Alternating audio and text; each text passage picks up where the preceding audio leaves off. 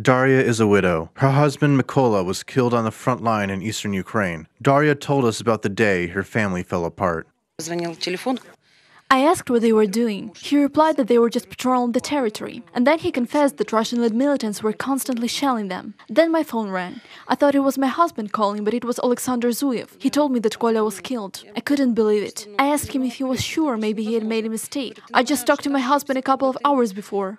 At the time, Mykola was taking part in a reconnaissance operation. It was in this little village near Stansia Luhanska. We were checking that territory a couple of times, and apparently the enemy noticed us before and decided to ambush us. When it happened and Russian-led soldiers opened fire, it was Mykola and another combat fellow, Maxim, who saved us all, but paid with their own lives for it.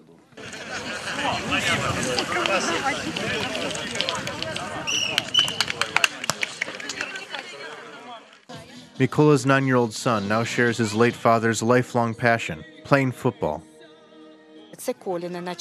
It was Kolya's idea to build a mini stadium here and play with other teams. It was his passion. He always tried to get other guys to play football instead of just sitting around and drinking beer.